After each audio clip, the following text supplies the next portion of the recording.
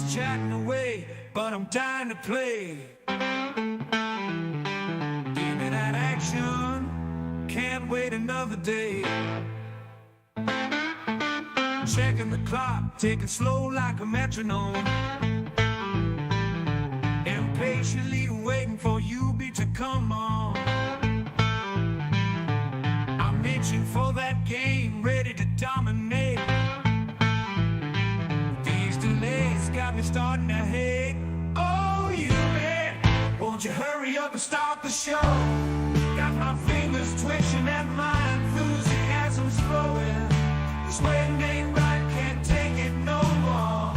I need those games, you may open up the door.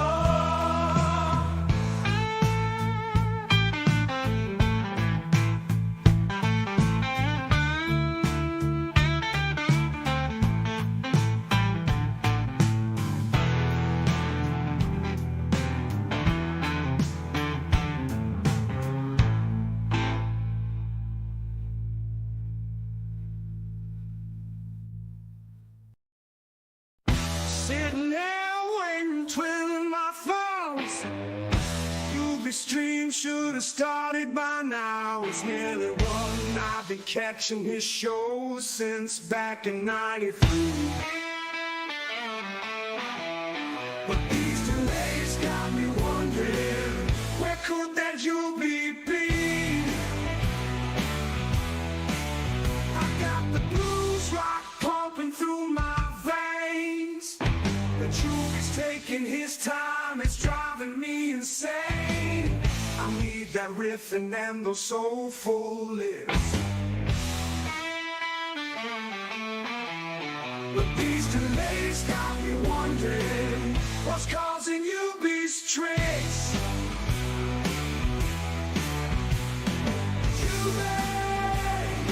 You may want to please start your stream. I've been waiting here, it's like a bad dream. Oh, you be. Don't make me beg, just strum that guitar and ease my aching head.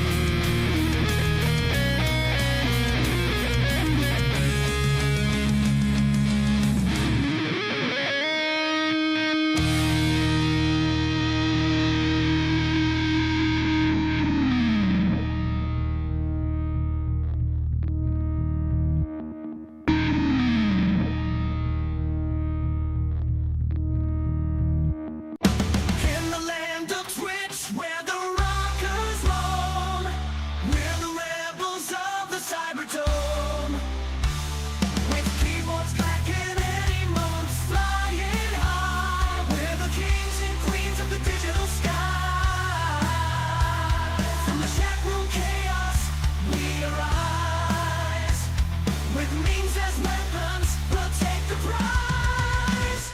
Rockers rise up and let's cause a scene. In this chat room we reign supreme. With laughter and chaos we'll light the nights. You'll be streamed and we riot tonight. Hell yeah, we riot tonight. Hell yeah, we riot tonight. Hell yeah, we riot tonight. Space engineers to Minecraft's domain. We'll rock the servers, leave on walking rain. With PUBG battles and epic fails, we'll conquer the game, leave behind our trails. With emotes ablaze and memes in hand, we'll paint the chat with a wild brand. Rockers rise up and let's cause a scene. In this chat room we reign supreme. With laughter and chaos we'll light the nights. You'll be streamed and we riot tonight. Hell yeah, we riot tonight. Hell yeah, we riot tonight. Hell yeah, we riot tonight. Hell yeah, we riot tonight.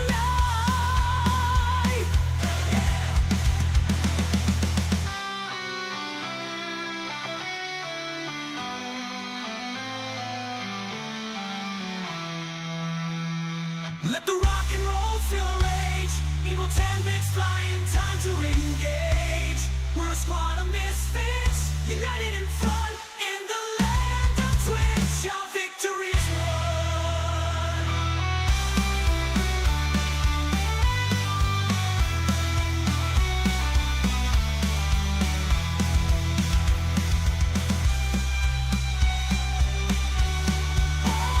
Rockers rise up and let's cause a scene.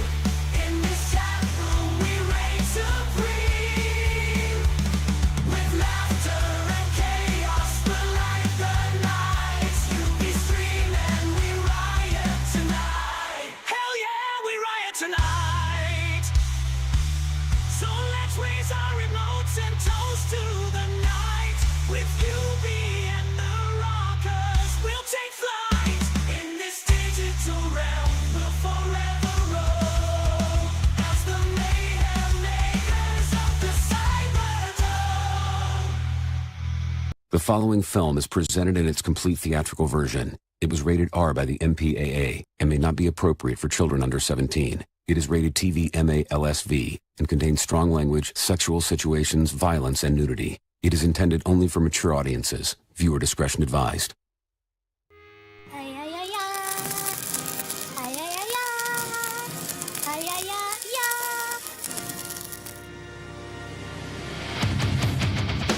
ay. I like steak.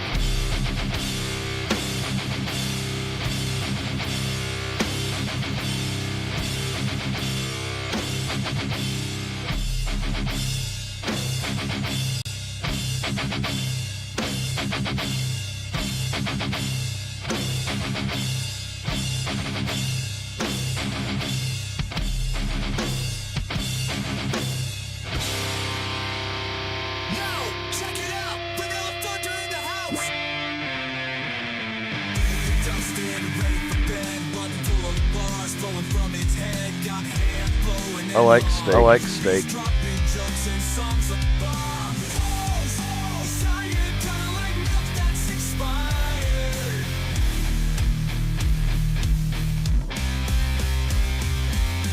Vanilla Thunder.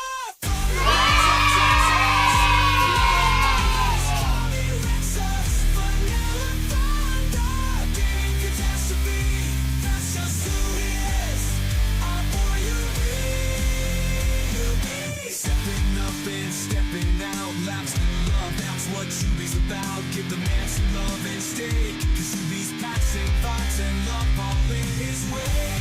Epic beer.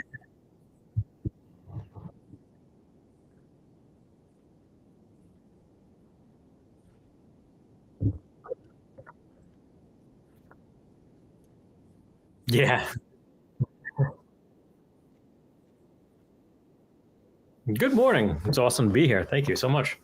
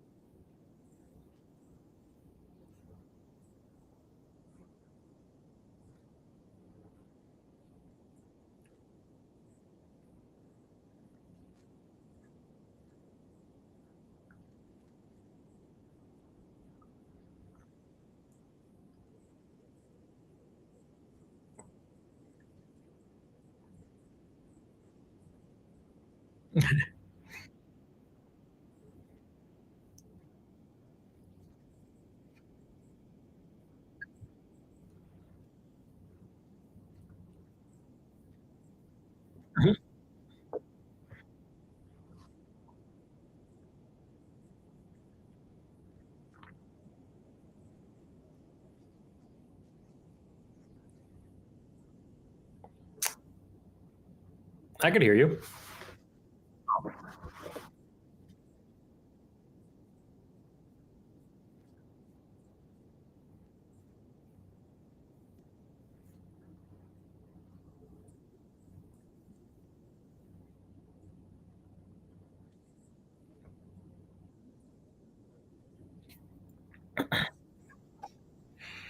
Yeah.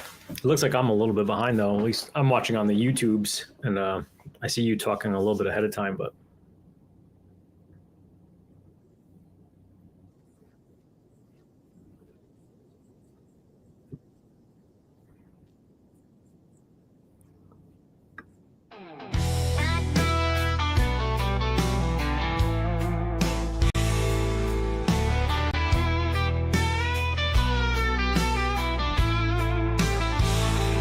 Yubi's got a Twitch stream, that's how he keeps connected.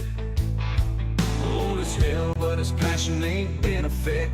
With his long ass hair and a grizzled beard, he's got so many stories, don't mean nothing weird. He's got troubles, technical, the difficulties all around. Stream keeps crashing, no matter how it's bound. You be screaming at his computer, pulling his hair, but he's keep. All right, now everybody should theoretically be able to hear me now. So let me know in the chat if you can actually hear me. I see what the actual problem is. And it's a super technical issue that OBS has in the way I have it set up. It lets me see that I had a microphone installed in the scene, but it wasn't this scene's microphone that it was picking up. It was my vertical scene. I didn't have my mic added to this scene. So yeah.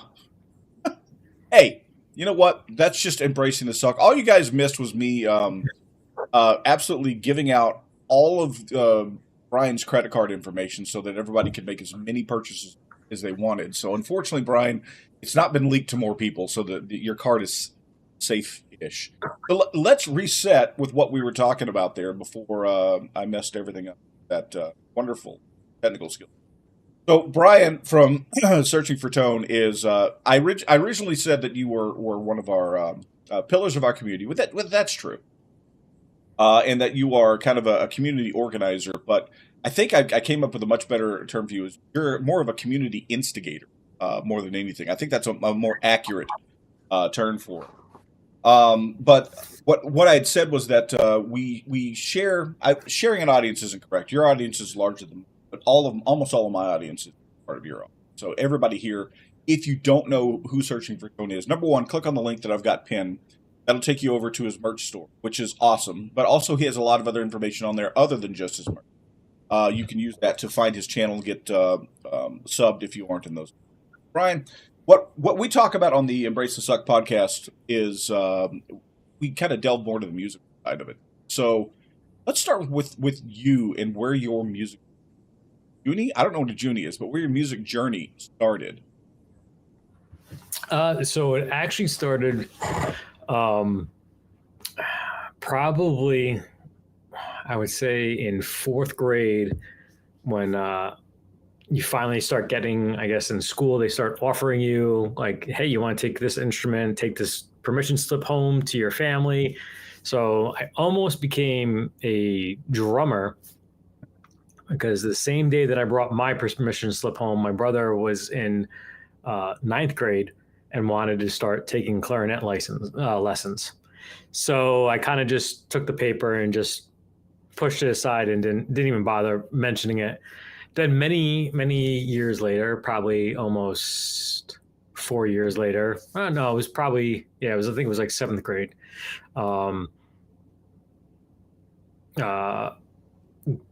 Decided to take up the alto saxophone. So I figured by then it was time that my father could start, maybe possibly. So we went to Rent-A-Center. Who knew you could rent instruments there, but Rent-A-Center, and rented out a alto saxophone that my dad probably spent $800 renting for a $400 sax. So I got involved in band, and then started hanging out with other people that were playing guitar. And I think like 16 or 17, started with a cheesy Hondo guitar, started taking lessons, and then from that gravitated my on and off and on and off and on and off again playing for till this very day. I'm still on and off playing. And that seems like, especially those of us who didn't actually get into guitar through a guitar teacher, that self-taught thing tends to lend to that whole on and off thing. That's mirrors exactly what I did for about 30 years, playing for a year or two and then just not touching it, playing for 6 months, not touching it, playing for 2 or 3 years and not touching it. And that I don't know if that really is something that serves us well or hinders us, or both as guitarists. But yeah, I did take lessons for my first year, and I had a great teacher. It was really cool how he did it. It was it was 30 minutes, and the first part would be it was actually almost, I did a video on it. It was kind of similar to that, where it was a scale. So basically you start off with your minor pentatonic scale, and then he would show you the major chords, would actually stamp them out with a stamp and then draw them out for you. And then once you got the E and the A and the D down, then he went to, E minor, A minor, D minor. And then he went next week could be E7, A7, all that. And so it was 15 minutes of that. And then it was a couple, maybe 10 minutes or so, probably less than that, of actual sight reading. And then he would have you bring in a tape at the time of songs that you wanted to learn. And he would sit there with headphones, listen and tab out any type of song for you. So it kind of gave me a good base. And I definitely think that the learning by yourself thing might be good for some people, but even myself, I feel like someday I want to get back in and start taking lessons again. Yeah, I agree. I would actually love to sit down. This is the weirdest part. I'd love to sit down with that could go over various basics that I missed, because I feel like with the self-teaching, we pick up what we need at the time, which may not necessarily be all of the stuff. Pick up what you want. For example, so you may have learned hammer-ons and pull-offs and accidentally learned legato before you learn proper drumming technique. Right. Or muting strings and things like that, because I'm horrible at that. So, currently, what's your, where your level of where you are on your guitar journey? What would you say, what is it you're trying to kind of target right now to make yourself a better guitar? So I think for me, it's almost kind of going back to the way my guitar teacher did it, throwing a little bit of fun in.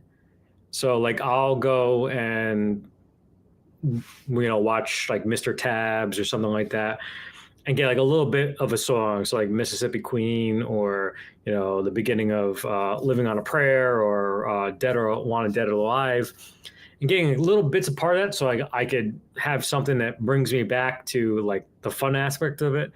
But I think actually more focusing on the I don't call it theory. I call it like the easy, like stuff to navigate. So like your pentatonic scales, like, and trying to make them fun. Like maybe like like when going just through the pentatonic scale, like playing each note like 4 times, or string skipping, going back.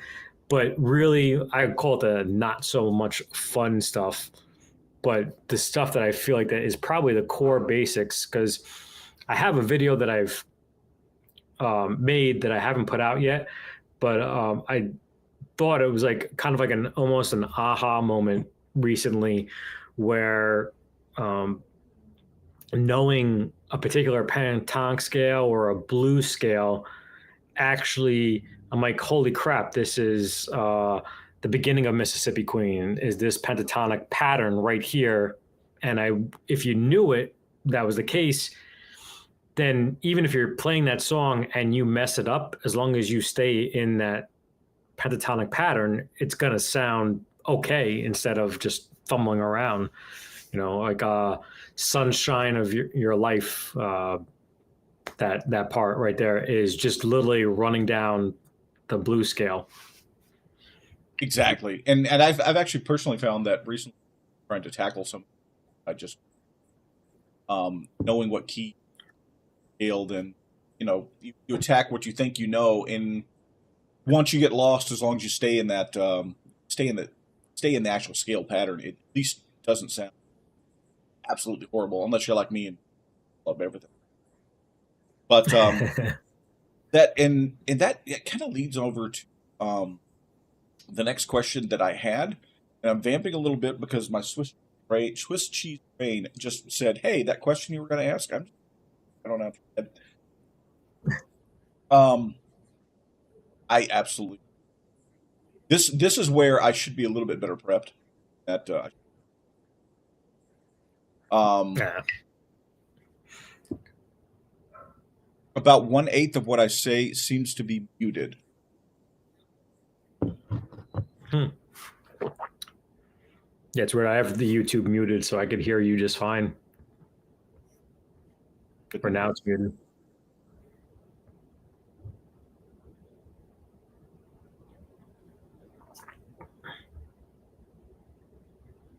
All right. Well, I will pull the noise gate down just a little bit that way, just in case that's killing it. I don't need it as bad today. You guys can't see because of the way it looks on YouTube, but Brian can see the fan is actually off today. It's actually nice and comfortable in here.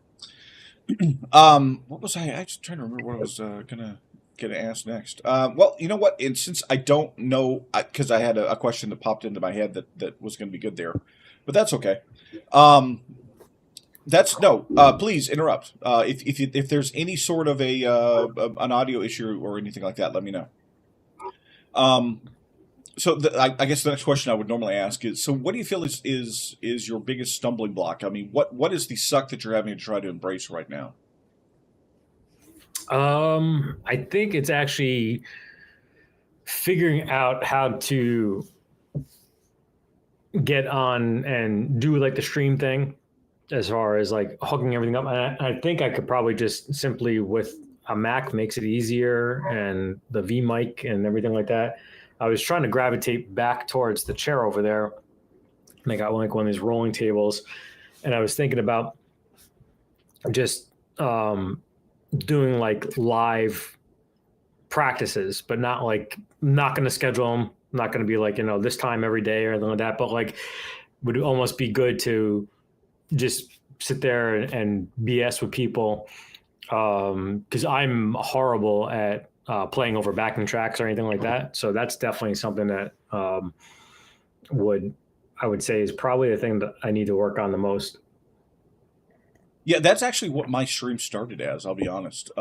Because I wanted to, one of the things I was going to do is video my practices just so I could use for critiquing and the like. And I'm like, if I'm videoing it anyways, I'm doing that through OBS, why don't I stream it? And then it was an additional of, I can practice while I'm hanging out with one or two people. And obviously that changed, down the road. But it's actually, I think that's very important, especially in our journeys for trying to be slightly better guitarists today than we were yesterday, is that a lot of people don't recognize that recording yourself doing your practicing allows you to go back and notice things that you might have missed while you're in the moment of playing it. I mean, you obviously when you're playing, whether you're playing for practice or you're actively playing, the performance style. It's good to be able to take a look at it without having your brain engaged with I'm trying to play. What did I screw up? Then you can actually take a look and go, okay, that's why I messed that up, or maybe I don't even know why I messed that up there type situation. Do you currently do anything like that? Do you do any recording of yourself while you're doing any practicing, or is it just the only time you see yourself playing is when you're recording for one of your videos? Yeah, the only time I see myself is when I'm recording videos, or sometimes when I am practicing, I'll take the camera and I'll set it up because like I have something like if I don't have a piece of paper, because I have like tab sheets that I made up. I actually had one too that like how I used to have that in my schedule that I would write on with a dry eraser, which I can't find right now, and I had tab on it and I could write out the numbers on it. But I would like if I came up with something really cool in my head that popped in a moment, I would take the camera, set it up, and keep on playing it over and over again for that reason, so that I would have that lick or whatever, so I can go back to it. But yeah, that was my intention of starting to get over that direction with the table, was to be able to start recording that way and do that. Sure. So, I mean, when obviously you have a busy schedule. Your life in general is busy, but then also you have so much of that you're doing for gear review and so many different directions kind of you're going with what you're producing on your channel for your content. Do you finding it very difficult to find practice time to sit down and actually work on the musical side of the guitar world, or is it something that you're actually finding ways to actually work in with what you're doing? So that was my whole intention of trying to slow down with the sponsored stuff, was to actually, because that was the idea of this channel, was to capture learning guitar and all that stuff like that, because I still feel like that I've almost gotten back, I think, to where I was when I took lessons. So that was the idea, was to capture getting back into guitar and everything like that. And it is definitely a lot crazy the past. So I started in 97, 96. The difference of what it's like to start guitar now than it was back then. Like the cheap guitars are so much better. The cheap effects are so much better. And it's not saying that they're awesome. It's just that everything that was cheap back then really, really sucked.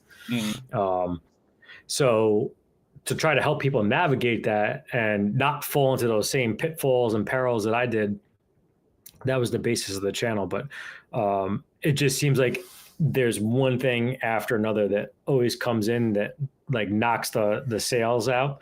So I practiced for an hour, I think 2 or 3 days ago. And before that was probably, I would say 3 weeks ago for like another hour. So like, I have always wanted to do like an hour a day and things like that, but life just between filming, editing, hanging out too, just with a normal social life on the socials, but then just like normal life itself, and then watching the beasts downstairs, because that definitely threw me for a loop with the new guy. So yeah, there's definitely has not been as much time as I wanted to dedicate towards the growth of the channel, as well as my playing. Yeah, I'll be honest with all that I end up doing with my channel. If it wasn't for the fact that I play on 3 out of the 5 streams I do a week, is that 5 now? Is it 5 or 6? That's 5. It's only 5. I think it's 9. I'm still not doing Thursdays and Sundays. So Sundays probably never will be. I might throw something up on a Thursday, but yeah, I 3 out of my 5 streams I'm playing guitar.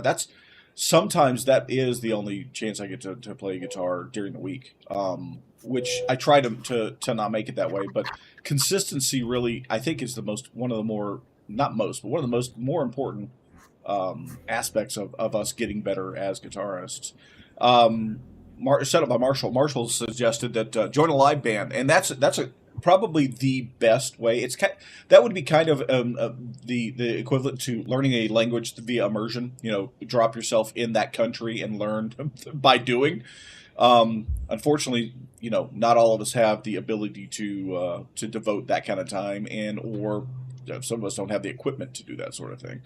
But that is, I guess, if you would want to learn thoroughly and quickly, that would be the best way to do it. What about you? Have you ever thought about, you know, joining a band or anything along those lines? I did, but I don't want to bring anybody else down with me. So they would probably feel like they're digressing and they're playing and they're yeah. But I mean, that would be, and I think for me too, I would only want to do it as a fun thing. I wouldn't want to do it as going out and playing live because then it would just be another thing throwing on the plate. You know, between trying to do the YouTube thing. And I don't consider this a career. I consider this more of a hobby, but this is actually the first time in 30, how many years? We'll say 30 years. In 30 years that I've ever felt like that I've actually been working before. And that's including the fire department, running up flights of stairs and putting out fires. This is the first time I felt like I've been working. It is work, and it is kind of, you know, even if we don't take the mindset of this is my income, it's a full-time job to run a channel that grows. I mean, anybody can just throw a couple of videos up here and there, but it is actually kind of a full-time job. But let's circle back around to one of the most important aspects of your channel, and it's definitely deeply within the DNA of who you are, and so that obviously, you know, goes through with everything in your life, including being a musician. Tell us about a little about the life of Brian before being a YouTube. I won't say sensation, but a YouTube tingle. Tell us about your life back in when you were fighting fires. So I started at not, I wouldn't say a young age, but my father was a volunteer in our town. And I always looked up to that and always, you know, hung out at the firehouses, worked at the fairs that we had every year. So I kind of got into it that way, but I never really thought that I was going to be a firefighter as a career before I really started, you know, screwing up and not really paying attention in school and, you know, starting to hit the bars at a very young age. I was actually going to school for computers, shockingly. And now I've forgotten everything about computers whatsoever, except that if you hit a printer, it will eventually work. Mm-hmm. So then, like, one day, somebody in the volunteer fire department told me, hey, take this test. You got to, you know, take every test you're going to ever see, but take this test. So I did. And it was the test for the New York City Fire Department. And I actually didn't score well at all on it, but by not scoring well, did I just lose my mic? No, I can hear you fine. No, it's not registering for some reason on here. That's weird. I can actually hear you just fine. Yeah, maybe I've been on the other mic the entire time. It's not the. Yeah. If that mic died on you, no, we're hearing you exactly like you were before. So, okay, that's good. That's fine. I just heard a click and I don't see it registering on the Apollo anymore. Yeah. So by not doing well, I mean on that test was that I got a 94 on the written exam and 100 on the physical agility exam. And when I told people my score that were already on the fire department, they were like, "Yeah, better luck next time." Mm-hmm. And unfortunately, September 11th happened and lost a lot of people. There was a lot of people working a lot of hours, a lot of people kind of reevaluating what they wanted to do and the dangers of the job. Some people retired. Some people just left because of health reasons after it. So they wound up hiring a lot more people than they expected to. And ultimately I got hired. Didn't still really know about, I mean, my cousin was on the job, but I never, like, again, it wasn't something that I was really kind of like, so I never like I respected my cousin, but I never like asked him, hey, how was, the firehouse or anything like that. And then like all of a sudden, like when I started working, everyone was like, hey, what was going on? Anything cool happened? Like were interested in about the fire department aspect of it. So I kind of like learned more about it, even though I was already a volunteer. And yeah, so obviously the natural progression was like after a while, like, hey, I would like to start like leading and helping people grow. So became a lieutenant, then I became a captain. And then after a while, it just felt like, eventually it was time to go. I know it was young enough, but down south was calling me. The cost of living down here is a lot less expensive. And COVID also put a lot of things in perspective too.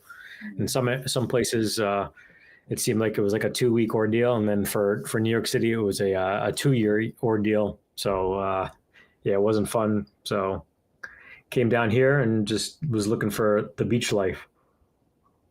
So, and a lot of folks who may or may not be in your live streams or can have the stamina to stay through 74 hours of live stream, don't know that you actually had a second idea for a channel, and actually would be an interesting thing to find a way to combine the two. I'd love to see you playing guitar while fishing. That would be one of the most hilarious things I think I've ever seen. I actually wonder if I took that path instead, if it would have been cheaper, better. Well, cheaper. Yeah, I mean, you really probably can get by. I'm sure that like fishermen are probably like, no, you need like 15 poles too. But I feel like it would be maybe, who knows, because I probably would have done something wrong and I probably would have gotten some nasty comments, but like you wouldn't get those "you suck" comments or whatever like that. But I don't know. When I started watching those videos, when I thought about doing it, I felt like I'm like, wow, these guys are getting a lot of views and they're just like throwing a pole in the water. But then there's probably also, looking into it now, there's probably a million other channels that are doing absolutely nothing, in the fishing aspect. So I think I probably went the better route because this was something that I enjoyed anyway. And at least I still am kind of mind blown that we've helped so many people get so much stuff, because I don't say me, because I'm like, I consider myself more the middleman. Like anything that I've ever given away has not been out of my pocket. Super chats, super thanks, giveaways. The only thing it does is usually the shipping, and maybe someday the video that I made with that might pay for the shipping, but none of them have yet. But yeah, I mean, like anything that here is like kind of like contributes to my debt is like something that I will ultimately enjoy and maybe someday pay off. But I personally don't ever, look at something, even something that was donated to the channel. So it wasn't me. Like I'm just totally the middle person, and it's all of us doing this. And I would still do it, but I would feel like that if I wasn't doing it, that it wouldn't be as fulfilling to help people out and stuff. Like, and I upgrade my stuff. I upgrade my interface or tools, and I'll send them out to people just because like I don't want to have stuff laying around, and if I could help somebody else, with just send it off. For sure. Now you were talking about the less savory individuals that we run into as creators. Now I don't. Maybe it's just that I look more intimidating, or maybe people don't want to mess with a befuddled-looking, big fat grandpa-looking guy. I haven't run into as many interesting characters in my comment sections as you have. What's your, obviously I personally know, but what is your philosophy with dealing with the trolls and the haters out there when you're creating content? So sometimes I let it go.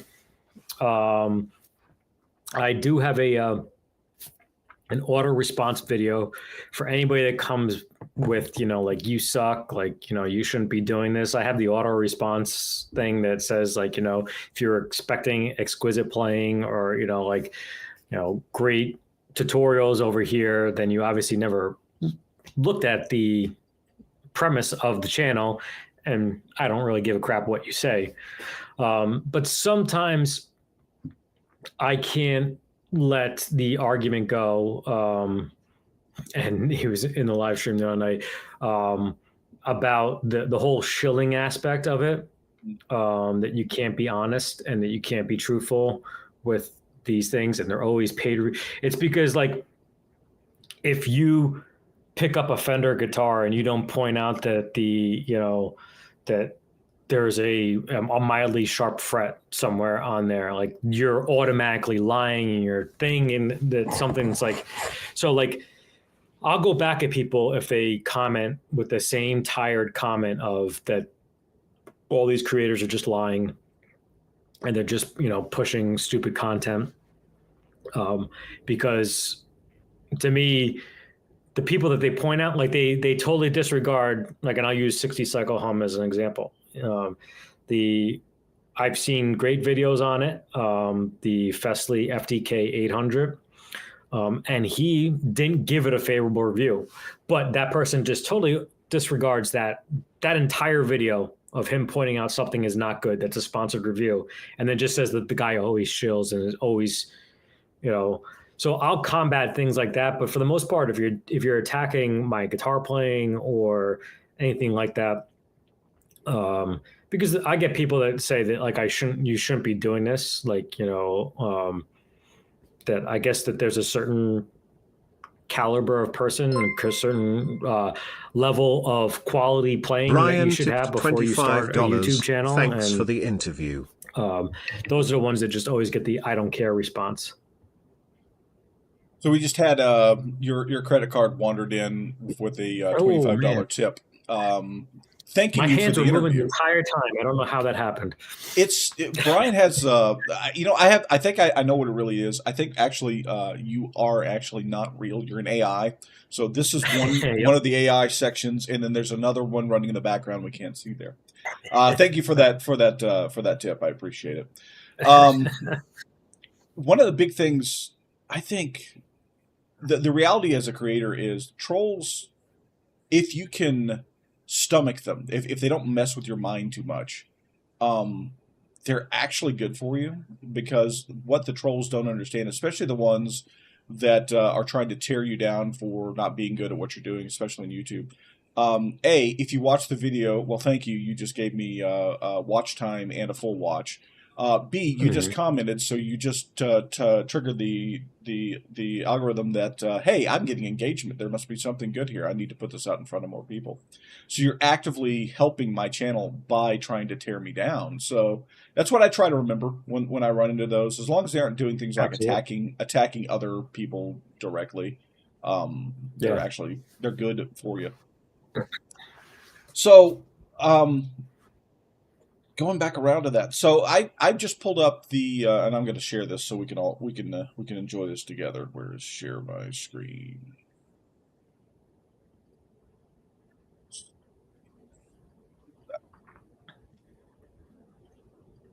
So there is the searchingfortone.com. If you were to go there, that's Brian's shop.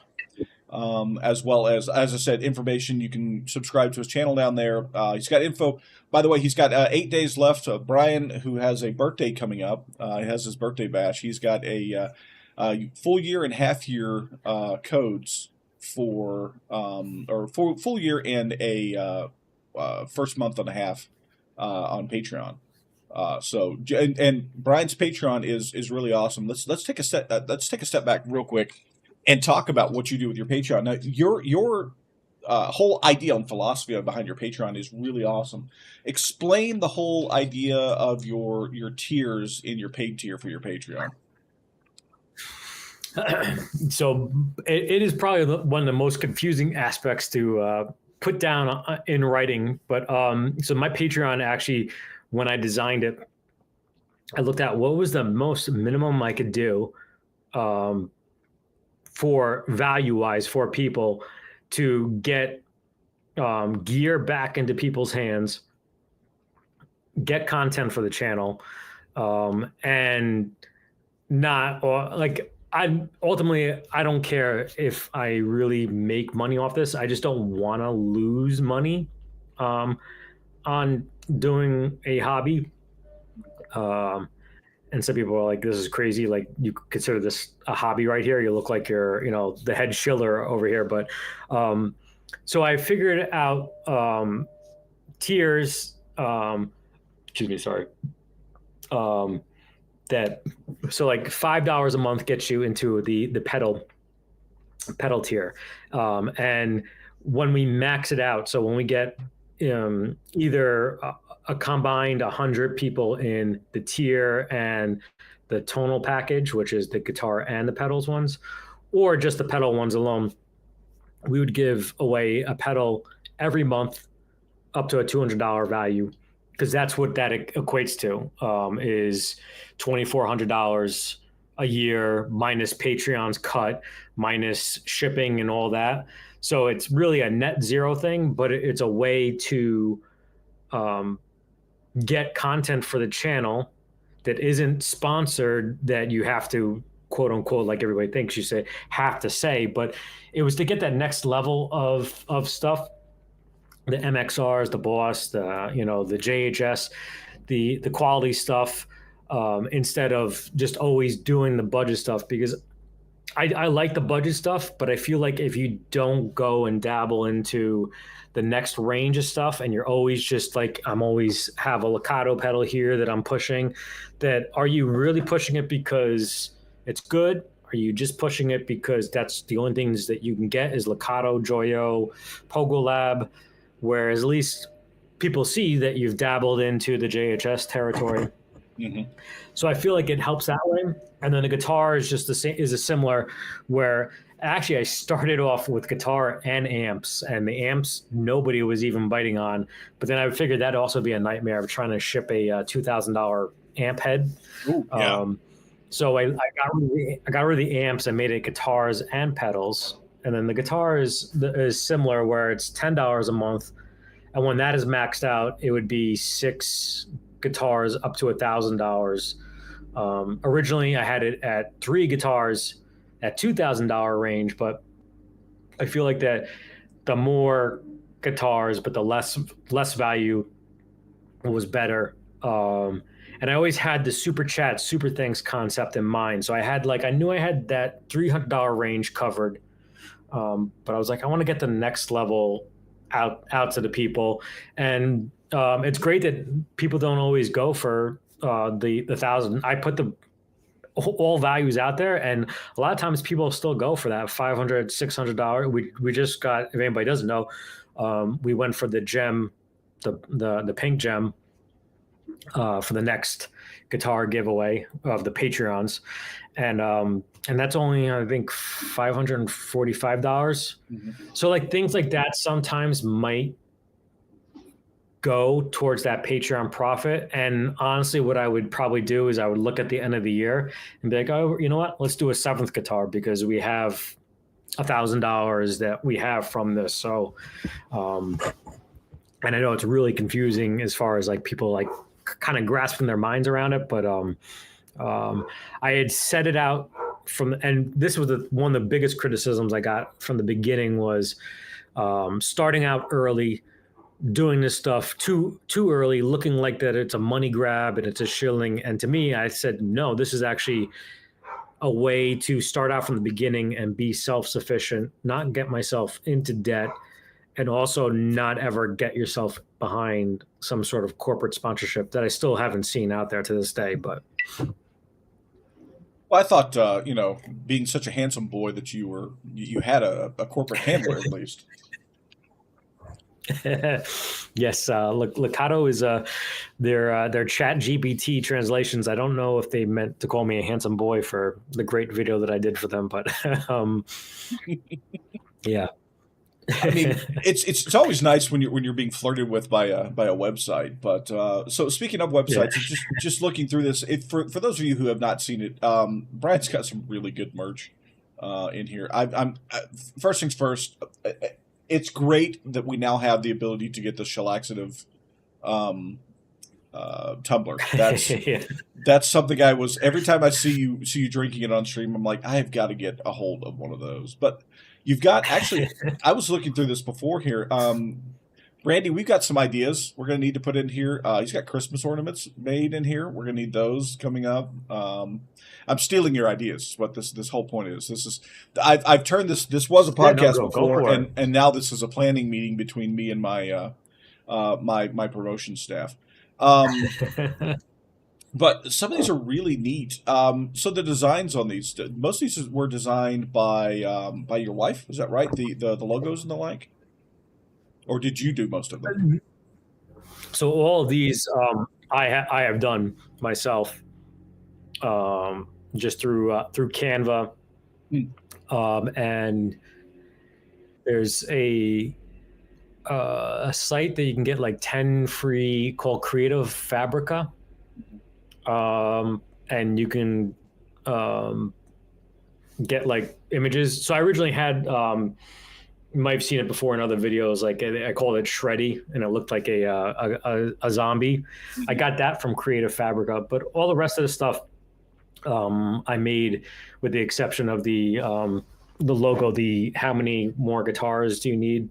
One that one was from Creative Fabrica. The multicolor thing, and then I just took images of guitars and just put them on there and faded them out. But the SFT one there, that's just from looking up a Sega Genesis font designer, and then the one that looks like the Nintendo logo, I just made that myself. So I was gonna have my wife do the whole thing, but I feel like that Fourth Wall does such a good job of handling the shipping, the complaints, and all that stuff like that. And like if something got sent where it got a little cockeyed, it's now like in the family. It's the family's problem, where really it's kind of like it's Fourth Wall's problem if you get a shirt that has something that's peeling or something like that. I will say, having dealt with Fourth Wall's customer service, the first mug that Brandy and I got, obviously it was too large to fit in our mailbox, so we had to go down to the post office to pick it up. And when the guy brought the box out, he gave Brandy a look and he said, "You're probably not going to want this," because apparently it had gotten crunched pretty badly, and it was shattered. So we contacted them. They had another mug in the mail that day, and it reached us in just a couple of days. It was amazing. Yes, Roy, that is something I keep prodding Brian with. We actually talked about that earlier. Brian, Roy's trying to tell us that I have got to help you get your set up to play live on your live streams. But see, the problem with that, Brian, is that do you really want to extend your 74-hour live stream to like 65 more hours to it? I mean... So if I were to play on a live, it would be strictly like a quick little demo thing. I wouldn't subject you guys to any more of a longer live stream than 2 hours, which I ultimately, I know it's hard to believe, had set out to only do an hour, and I had, I think I had 6 segments. I don't know if I maybe have this sheet here. I don't think I do. You did show it. Oh, cool. Yeah, you showed it the other night on your stream. I love the sheet. Yeah.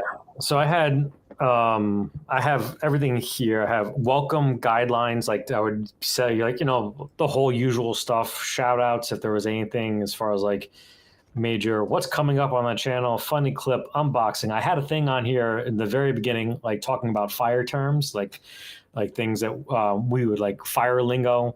Then the poll, the link, I had a channel startup tick of the week, industry news, and then the whole getting to know you thing. And that I thought was going to take me an hour. I can't even do all that in 2 hours. So yeah, if I were to play, it would be literally something like an unboxing, and taking the guitar real quick and just, noodling through it real quick, or maybe a pedal, just a quick little like session, but it wouldn't be anything as like Trey or you or anything like that. The live thing I would do would be probably a supplemental thing. Like I said, like, hey, I'm going to go live at this time. Obviously not while anybody is streaming themselves. But if I were to pick like, Tuesday at 1:00, I'm sure there's probably somebody that's live at that point, but I would just go live and practice that way. But Sounds actually, to be honest, you and I were just, discussing some of the features that Patreon has. That might be a good use of the Patreon's live as well. Yeah, neither one of us have tried it yet, so we don't know how good it is or what it's like. But yeah, no, I seen Ben actually in his Patreon. He posted that he has the function too, and he said he doesn't know what it's about, but it sounds like he's going to try it too. But I don't like to do so much stuff that's behind, like I wouldn't say locked paywalls or anything like that. So like if I were to do it, it would be so that it's not on YouTube. But then a lot of people don't like to go off of the Patreon thing, and off the YouTube thing. So that's why I don't want to push YouTube members, because I don't really do much membership content or anything that locked behind paywalls. But a lot of people don't even like going to the Patreon for the free stuff. Like, I don't know if anybody just didn't understand or didn't want to enter the Firefly, but we only had 14 people that there's 74 members in the Patreon between paid and unpaid, and only 14 people decided to enter that giveaway. So like, I don't think people really are into going out of certain ecospheres. So yeah, that's fair. It's definitely something as another creator that has a Patreon. I see the same thing. I don't know if it's necessarily a hesitancy. I think it may be just an apathy thing that you're like, yeah, just that requires opening another window up, or I'm on a phone and I don't feel like dealing with it. So that's understandable as well. But so what do you think? So the future Brian, the future Brian creator, obviously we know is you want to get to the point where you're sponsored by all the big makers and you're giving away $4,000 guitars on every stream. But what is the future Brian guitarist? What is he looking forward to? I would say probably, well, just what everybody's looking for, to better my skills, to also better the content in the way of like, as far as looks, I wouldn't say like you see the editing, but like the actual visuals itself. Like, I still have a Sony camera around here somewhere that I still haven't had the guts to hook up and run, and I should probably do it like one day, where I have that camera set up next to my other camera, so I have a fail safe in case, because I have done that before, where I have filmed the video and either not had the DAW recording, because we're here right now. This is the computer screen that I'm looking at for what has the DAW open, and I'm all the way over there. And sometimes this chair will be blocking that, so I won't see any meters or anything like that, or anything running. Or I've also not had the camera running when filming, and I've filmed 25, 30 minutes worth of stuff. So yeah, or have it just die on you mid shoot, that sort of thing. Yeah. So yeah, I think it's really to someday have a net Love zero the vibe channel of the podcast, guys. because, like I said, great stuff. Brian, thanks for sharing really your like thoughts to and be able story to with us. put more gear into Thank people's you, hands, Yubi, for creating and a space to talk about real thank topics. you so much, Trey. That's probably like 10 minutes ago, but the lag. No, that just came through. Oh, dude, nice. Yeah, so that's like to start getting like, and I've done it too, where like Locato has sent me something and then I just give it away on the channel. So like for me, I feel like that's the best thing, is to be that guy that could help other people get stuff, even if it's from companies, because ultimately just about helping people find cool stuff. So if Fender sends me something someday, that'd be pretty cool, but still not going to lie for him if that's what people thinks it happens. But right. I feel like that if these small companies don't have you sign a blood pact oath and sign your name in blood that you're all good as far as Fender's not doing the same thing. Because like I said, the small companies are like, oh, thank you for your honesty. And they're like, hey, you want to do something else? I'm like, sure, why not?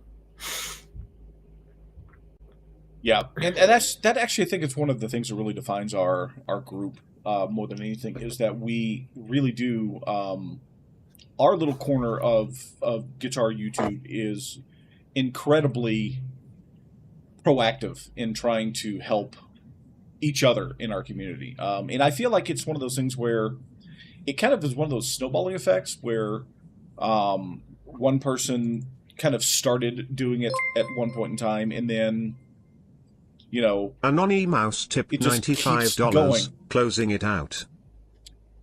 Okay, well, I have a feeling, Brian, your credit card just hit our stream goal there by dropping Oh, 95 on the stream there. Very much appreciate that. But all right, in 5 minutes, we're going to head over to mine and start working on a goal over there. Speaking of goals, so you're working on, and this is really awesome. I usually use the last 5 minutes for shilling, so it's not like this hasn't really been a hard shill for your channel to begin with. But you have all the show. You have, I have no problem with shilling. I'd shill it would be easier for me to shill for an hour on my streams than play for an hour, and it would probably be way better in people's ears. But you have a heck of a giveaway that we're working on with on your channel with the with your super chats and the like. You wanna shill that real quick for us? Oh yeah, sure. Back there. I don't want to go back and get it because there's a lot of cables here right now in the bed. See it. It's the actually Green Reaper over there. Yeah, it's quite well framed in your shot. So this probably would be the only time I would do this because it's taken a lot longer to crowdfund this one, but a lot of people asked for it. So it looks like this, only it's green. And lighter. Much lighter. Yeah. But I figured that it was always the way that would probably work the best is the super chat, super thanks. And touch back on that for other creators. The original intention of that was that I wanted to make it not exclusive. Like I didn't want to cut anybody out, but when I first started doing it, I was like, if you donated $2, it was the equivalent of someone donating $5. So anytime somebody did a super chat, super thanks, it was going to get you entered into it. So I thought it would be like exclusively, it'd be nice. You see a lot of these giveaways, it could be 10,000, 30,000 people that are involved in these things. Even the one that I won that time from Daily Guitar Draw, it was still like a 1 in 400 chance of winning. And we were spending like $9 a chance. But I knew somebody's $2 was somebody's $50, and, so on and so forth. Then I found out that that goes against YouTube guidelines. Yeah. And I was like, oh man, I'm like, thinking like they could shut down my channel for it. So I took it off immediately. I stopped it. And I actually wound up, it was a Tease guitar. I wound up giving it away, and didn't cover the cost of it. But I was like, I took it offline. I took it to Facebook. I did it on Facebook. I'm like, if they cancel my Facebook, I don't know if it goes against Facebook guidelines, but, and then I thought about doing the whole comment thing, things like that, but you can't do anything to drive metrics either. So you can't say, go here, comment, let me know that you're entered in, and it would be like a one for one. So that's why I just always kept it to the live stream thing. I thought about doing like the off-site things, like the King Sumo thing, but I really liked the idea of the wheel and seeing it. And people knowing that it's, not my nephew, because you've never seen my cousin who was actually in a live, Charles 75N was doing an interview with me and my cousin showed up, but my family members, they aren't allowed to enter anything. So it's like one of those real true corporate things. Not that I couldn't stop them theoretically, but if like my cousin or my nephew was in there, wouldn't allow them to enter. Yeah, for sure. Working in radio, I'm very well aware of the contest versus lottery situation, which is a huge thing, and that's actually what YouTube mirrors. So it's one of those things where when I saw you doing, I'm like, ooh, I don't know how well that's going to work for Brian, and I'm glad that all got figured out and you changed it on that. But all right, Brian, we got a couple minutes left. The floor is 100% yours for shilling. The entire Searching for Tone brand. Let's get it out there, man. What do we got coming up, and what do you want people to know? I think half the stream was shilling, so I don't think we have to really cover too much. We covered Patreon, Fourth Wall, all that stuff. Probably, well, we're not gonna have a live stream Wednesday because the family's in, so won't be that. I'm gonna try to edit the acoustic video that I was gonna have for Saturday. Was gonna hopefully get that up for next Saturday. That'll be a premiere. I don't think it's a long one either, because I plan on doing a part 2 of miking it up because it's an acoustic electric. I'm gonna try to see if I can film the actual fabric topping of this and get that part up where I'm gonna actually do the binding on this and then sealing this. So that'll be part 3 of like a 10-part series, the longest project ever. But I mean that's it for me wise. You know, that's interesting what the fabric top looks like on the YouTube right now instead of it's being blue. Yeah, it's a weird kind of almost an off teal color when it comes through. Yeah. It's really weird. But I mean that's pretty much it for me. Just been really enjoying the whole community and hanging out with everybody, and I think it's like the best part of it. For sure. So that's for everybody here knows you, and if they don't, well, they know you. They know you now, and I think everybody got to know you a little bit better. Which is the whole point of this podcast, is getting to know the stories and the people behind the people in our community. So no stream on Wednesday. Maybe I will jump on for Wednesday for an hour and play something. I don't know. We'll find someone to fill that hole, because we got people in chat who are like, what am I going to do on Wednesday? I don't know. Which is actually, it is funny because like that happened to me the other day. Steve Cassidy went live on Tuesday. And he threw me off. I thought it was Thursday because he always goes live Thursdays. And then Thursday, I'm sitting around at 2:00. I'm like, Sean wasn't live. I don't think he was because I didn't get a notification. And then 2:30 comes along. I'm like, I don't know what to do now. I should go practice and play guitar, but I'm not going to go do that. Exactly. Yeah, it's one of those things that it threw me off too. I was like, wait, Steve's on Tuesday? This isn't right. What's going on here? But yeah, so that's go check out the channel, Searching for Tone, and then he'll be back on Wednesday again. And I'm assuming you'll probably try to get another premiere on next Saturday, correct? Hopefully, yep. Good deal. So that's where you can find Brian, and then of course, my own personal shills. We'll be back on Monday evening for our normal live stream time, and the update on the laptop and interface for Will. It's boxed up, and shipping label and everything will be pulled up, and it will be put into UPS's hands on Monday. So hopefully we'll start seeing once Will gets that, he can up his game for his content creation as well. If you haven't seen Will Red's channel, go check it out. He's got some really good music on there, and hopefully we will, just as Brian and I were talking about on the stream here, it's about helping the people who've shown that they are creators and they are wanting to add to our space. We're reaching out and trying to help them out. Next week will be the For the Love of Guitars podcast with Keith and I. I'm assuming we're still on for that, Keith. And then the week after that, I have a guest. I think signed up and set to go. We will, but I won't release that until I get confirmation back from them. And worst case scenario, it'll just be me talking to you for an hour. That will never happen. We'll find somebody between now and then. So thanks for joining us, everybody, on the Embrace the Suck podcast. Thank you for being a part of our guitar journeys and letting us be a part of yours. And we will see you all on our next stream. Later, everybody.